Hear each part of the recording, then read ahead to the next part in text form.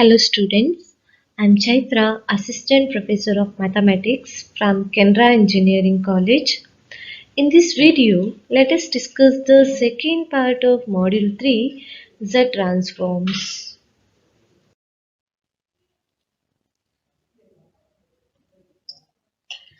The basic idea of the Z transform was known to Laplace and it was reintroduced in 1947 by Witold Hurewicz.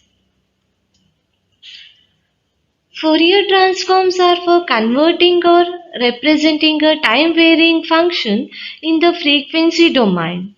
Z transforms are very similar to Laplace but are discrete time interval conversions closer for digital implementations. They all appear the same because the methods used to convert are very similar. Z transform is used to convert discrete time domain signal into discrete frequency domain signal.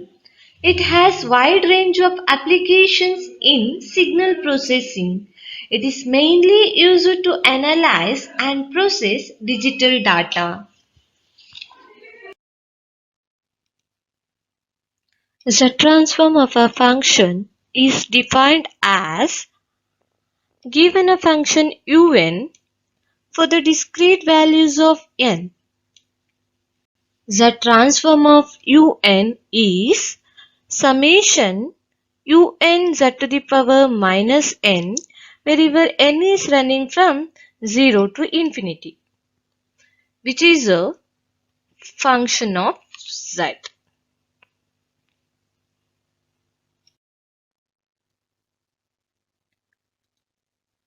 Let me concentrate on one of the important property of Z transform, linearity.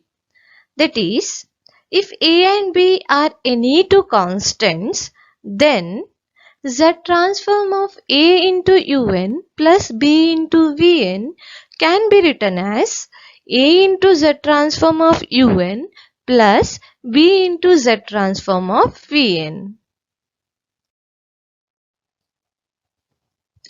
Before proceeding to the problems on Z transform, let us first see the Z transform of standard functions. So the first function over here is a power n. That is, Z transform of a power n is z by z minus a. You can prove this by using the definition of Z transform. Z transform of un is summation un z to the power minus n wherever n is running from 0 to infinity. Here your un is a power n. Just do the substitution. You'll get the transform of a power n is summation n from 0 to infinity a power n into z to the power minus n. You can write it as summation n from 0 to infinity a by z whole raised to n. Expand the summation. For n is equal to 0, the first term is 1. For n is equal to 1, the second term is a by z. For n is equal to 2, the third term is a by z whole square. For n is equal to 3, the fourth term is a by z whole cube, and so on. This is nothing but the geometric series, and you know the infinite sum of your geometric series and is given by 1 divided by 1 minus a by z. Do the simplification, you will get z transform of a per n is z by z minus a. However, the proof is not required for exam. Okay, we will see the example now. Z transform of, say suppose 2 power n, which is z by z minus 2. This is because your a is 2 here. Similarly, you can get z transform of minus a power n, which is z by z plus a. For example, z transform of minus 5 power n, that is z by z plus 5. It is important to note that z transform of 1 can also be written as z transform of 1 power n, that is equal to z by z minus 1. Just compare your a is 1 here, so z by z minus 1. So z transform of 1 is z by z minus 1. Here is our problem. Find the z transform of cosine theta and sine theta.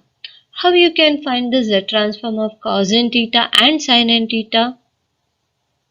However, you can get the result of both these functions using exponential. That is, z transform of cosine theta plus I sine theta is equal to z transform of e power I n theta. You can write your cosine theta plus I sine theta as e power I n theta, which can be transformed as e power I theta whole power n, which is of the form now z transform of a power n. A is e power I theta, and you know z transform of a power n, which is z divided by z minus a. So z transform of e power I theta whole power n is z divided by z minus e power I theta. What is your e power I theta? It is nothing but cos theta plus I sin theta. By substituting, you will get z divided by z minus cos theta minus I sin theta. In order to separate the real and imaginary part, multiply and divide by the conjugate of the denominator. So the above equation reduces to the form z transform of cosine theta plus I times z transform of sine theta, which is equal to z into z minus cos theta divided by z square minus 2z cos theta plus 1 plus I times z sin theta divided by z square minus 2z cos theta plus 1. Now comparing the real and imaginary parts, we'll get z transform of cosine theta is z into z minus cos theta divided by z square minus 2z cos theta plus 1, and z transform of sine theta is z sin theta divided by z square minus 2z cos theta plus 1.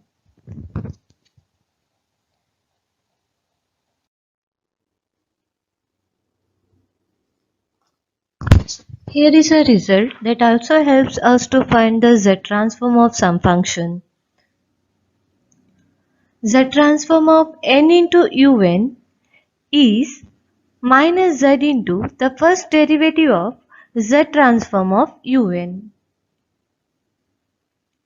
Using this result, we can easily find z transform of the following. Z transform of n is, I can write it as z transform of n into 1. From the above result, this is nothing but minus z into the first derivative of z transform of 1, which is equal to minus z into d by dz of, what is z transform of 1? It is z by z minus 1. Just apply the quotient rule. So the resultant is z transform of n is equal to z by z minus 1 whole square. Similarly, z transform of n square can be written as z transform of n into n, which is equal to minus z into d by dz of z transform of n. That is equal to minus z into d by dz of z by z minus 1 whole square. On simplification, we get z transform of n square is z square plus z divided by z minus 1 whole cube.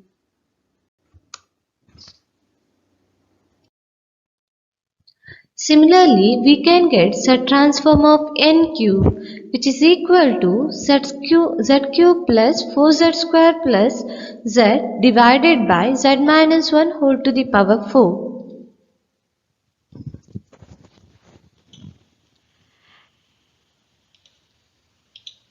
Let me now consider the combination of n and cos n theta.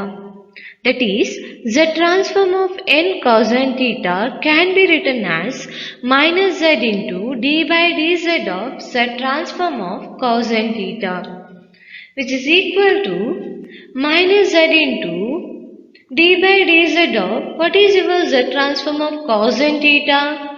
It is z square minus z cos theta divided by z square minus 2z cos theta plus 1. Applying the quotient rule, you'll get minus z into z square minus 2z cos theta plus 1 into 2z minus cos theta minus z square minus z cos theta into 2z minus 2 cos theta divided by z square minus 2z cos theta plus 1 whole square. On simplification, you'll get z transform of n cos n theta as z into z square cos theta plus cos theta minus 2z divided by z square minus 2z cos theta plus 1 whole square. We will move on to the next problem. Z transform of cos hyperbolic n theta and sin hyperbolic n theta. I can express cos hyperbolic in terms of exponential, so that z transform of cos hyperbolic n theta is z transform of e power n theta plus e power minus n theta divided by 2, which is equal to half times z transform of e power n theta plus e power minus n theta, which is of the form z transform of a power n. This is because you can write your e power n theta as e power theta whole power n. Similarly, e power minus n theta as e power minus theta whole power n.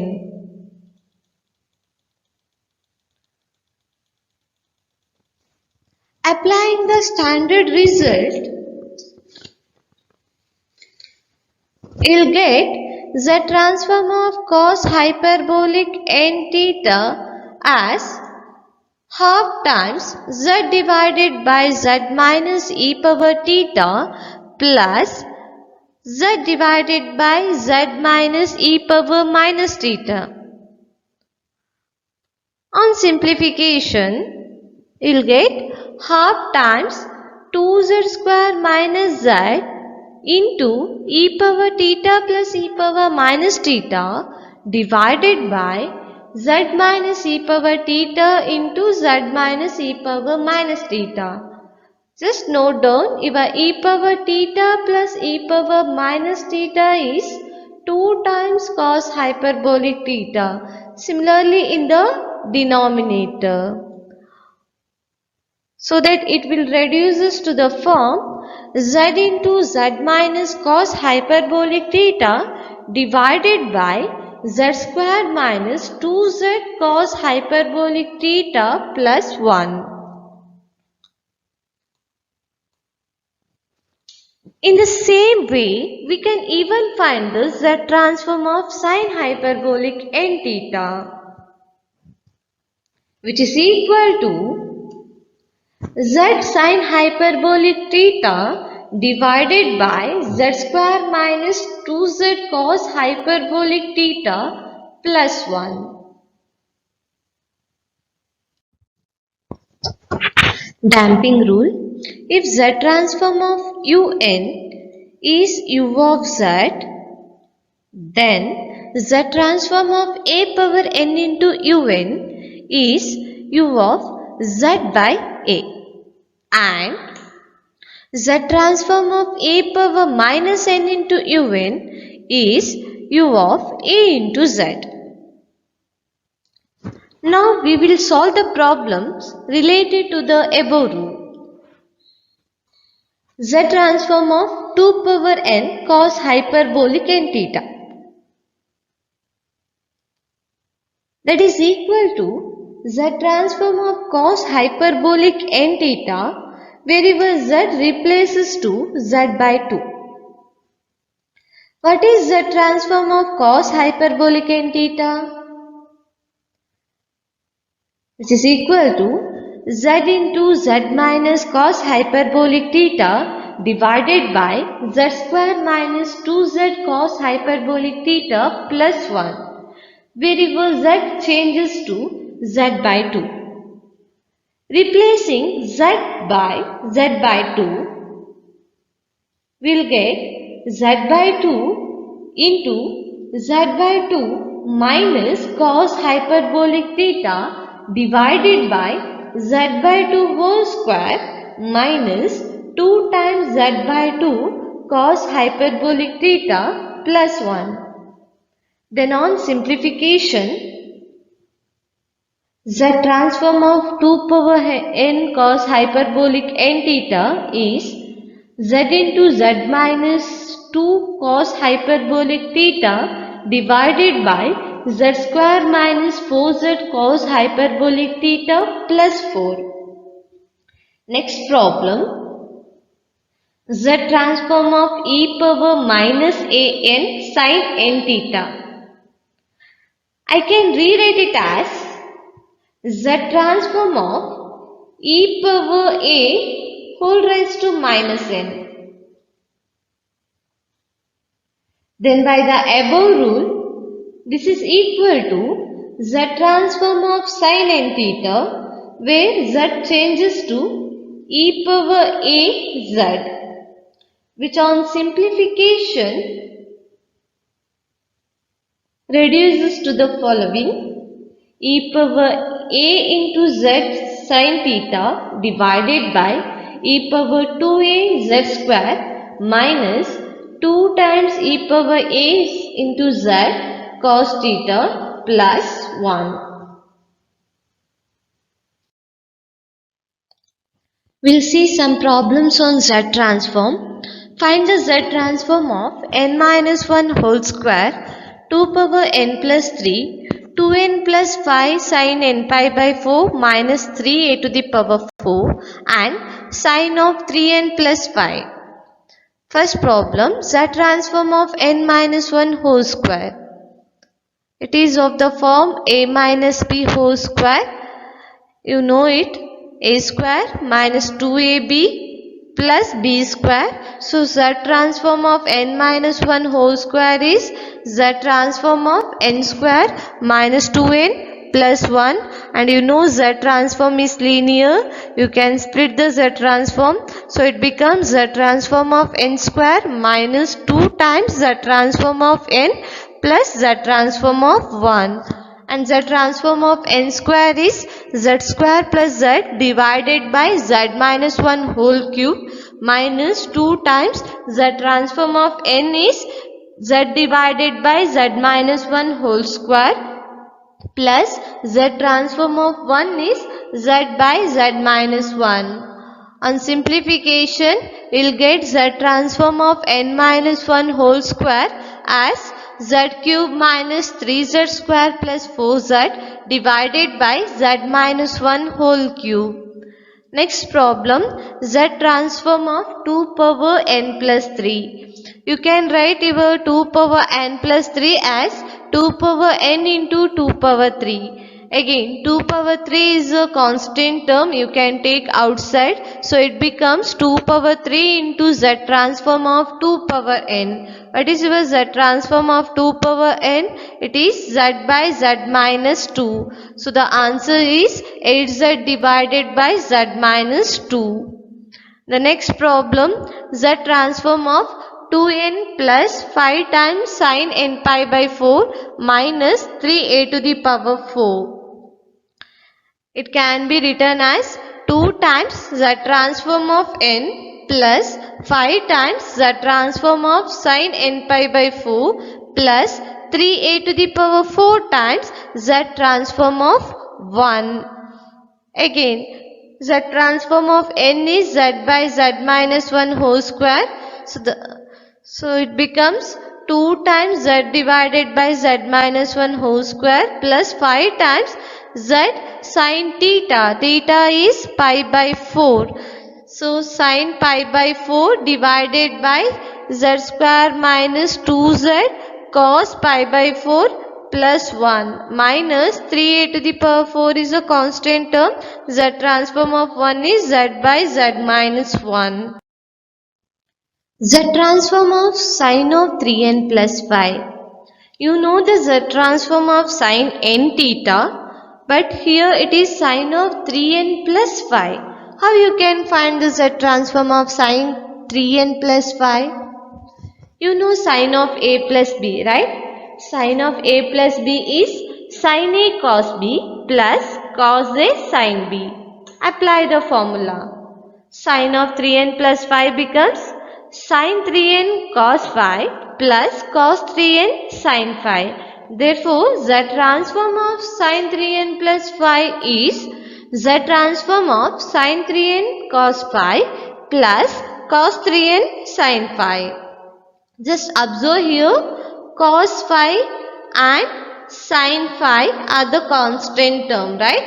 Take out from the z transform. So it becomes cos 5 into z transform of sin 3n plus sin 5 into z transform of cos 3n. Again, you know the z transform of sin n theta and cos n theta, correct? So what is theta here? 3, right? Apply the z transform formula of sin n theta and cos n theta. So it becomes cos pi into z sin 3 divided by z square minus 2z cos 3 plus 1 plus sin 5 into z minus cos 3 divided by z square minus 2z cos 3 plus 1. On simplification, you'll get z transform of sine of 3n plus 5 as z square sin 5 minus z sin 2 divided by z square minus 2z cos 3 plus 1. Next is shifting rule. Z transform of un minus k is equal to z to the power minus k into u of z. And z transform of un plus k is equal to z to the power k into u of z minus u naught minus u1 by z minus u2 by z square minus and so on. The last term is uk minus 1 by z to the power k minus 1. Just make a note, whenever the sequence un plus k is given, the last term is still k minus 1. In particular, for n is equal to 1, the transform of un plus 1 is z into u of z minus z into u naught.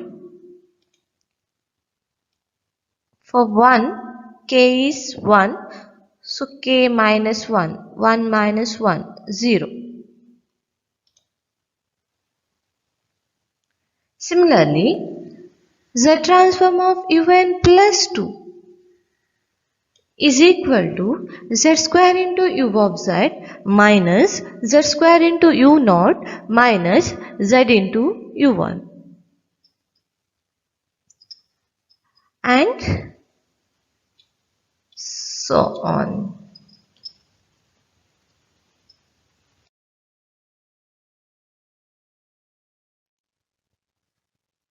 Here is one problem on shifting rule. Find the z transform of 1 by n factorial and hence find z transform of 1 by n plus 1 factorial and z transform of 1 by n plus 2 factorial. We will first see z transform of 1 by n factorial. By the definition of z transform of un is summation un into z to the power minus n wherever n is running from 0 to infinity. So that z transform of 1 by n factorial becomes summation 1 by n factorial into z to the power minus n wherever n is running from 0 to infinity. Give the values for n. For n is equal to 0, the first term is 1. For n is equal to 1, the second term is z to the power minus 1 by 1 factorial. For n is equal to 2, the third term is z to the power minus 2 by 2 factorial. For n is equal to 3, the fourth term is z to the power minus 3 by 3 factorial and so on. This is nothing but e to the power z to the power minus 1. Since e to the power x is 1 plus x by 1 factorial plus x square by 2 factorial plus x cube by 3 factorial and so on. Go in a reverse direction. So 1 plus z to the power minus 1 by 1 factorial plus z to the power minus 2 by 2 factorial plus so on becomes e to the power z to the power minus 1. This is nothing but e to the power 1 by z and is nothing but your u of z.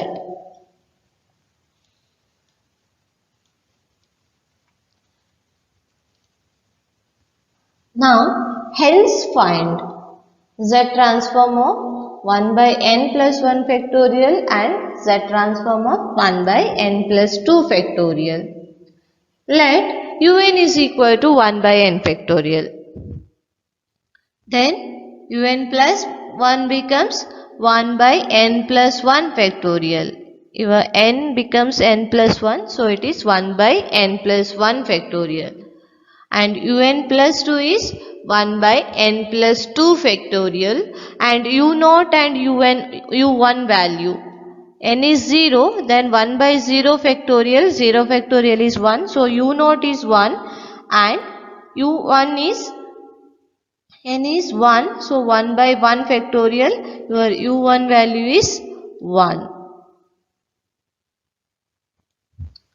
Now by shifting rule, z transform of un plus 1 is z into u of z minus z into u naught and z transform of un plus 2 is z square into u of z minus z square into u naught minus z into u1.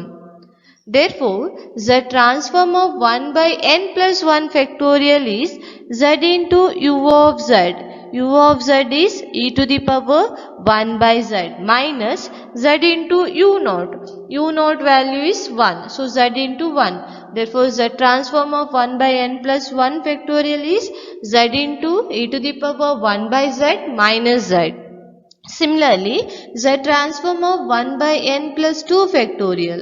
It is z square into u of z. U of z is e to the power 1 by z. So z square into e to the power 1 by z minus z square into u naught. U naught value is 1. So z square into 1 minus z into u1. U1 value is 1. So z into 1. Therefore, z transform of 1 by n plus 2 factorial is z square into e to the power 1 by z minus z square minus z.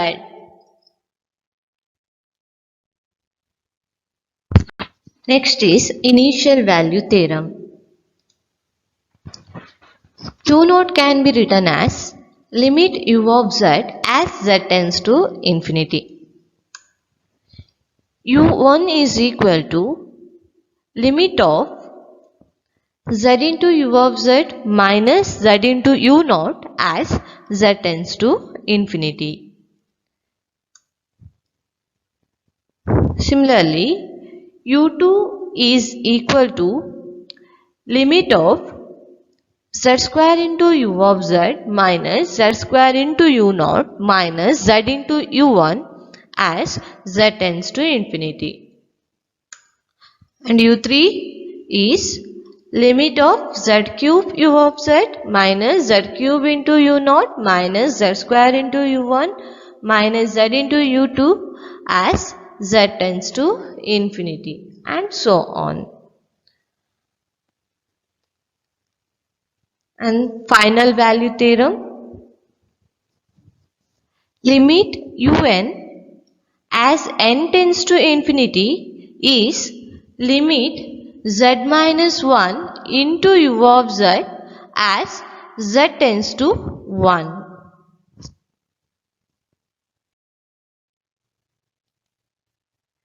Here is a problem of initial value theorem. If u of z is equal to 2z square plus 3z plus 12 divided by z minus 1 whole to the power 4, find the values of u2 and u3. To get u2 and u3, first you should know u0 and u1.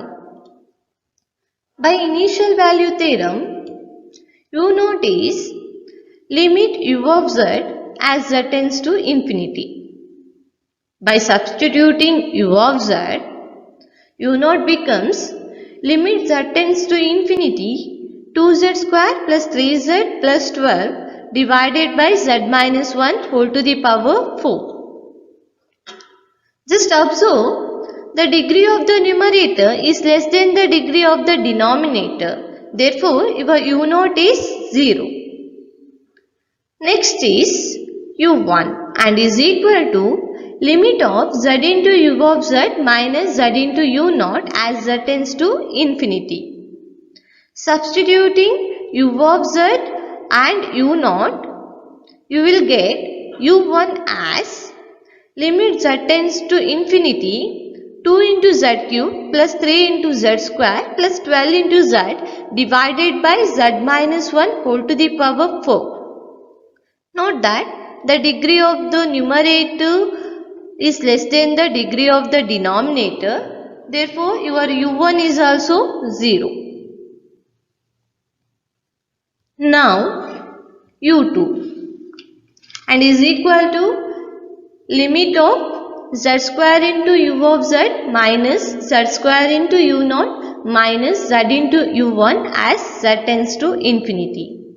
By substituting u of z, u0 and u1, u2 becomes limit z tends to infinity 2 into z to the power 4 plus 3 into z cube plus 12 into z square divided by z minus 1 whole to the power 4.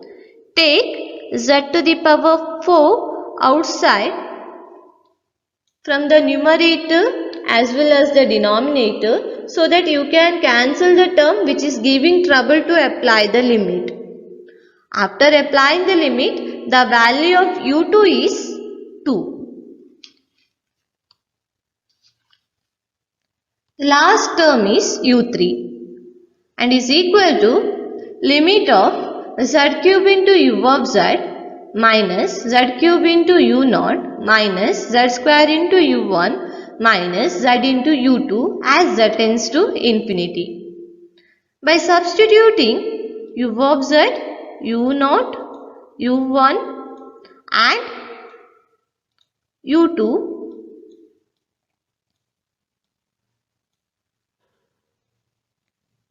we will get u3 as limit z tends to infinity z cube into 2z square plus 3z plus 12 divided by z minus 1 whole to the power 4 minus 2z.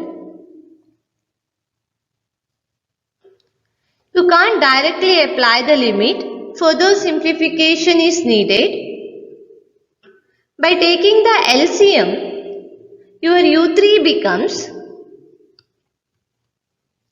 limit z tends to infinity 2 into z to the power 5 plus 3 into z to the power 4 plus 12 into z cube minus 2 into z to the power 5 plus 8 into z to the power 4 minus 12 into z cube plus 8 into z square minus 2z divided by z minus 1 whole to the power 4.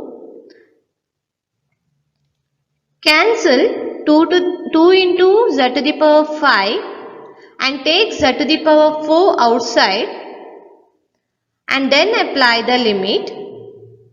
You will get the value of u3 and is equal to 11.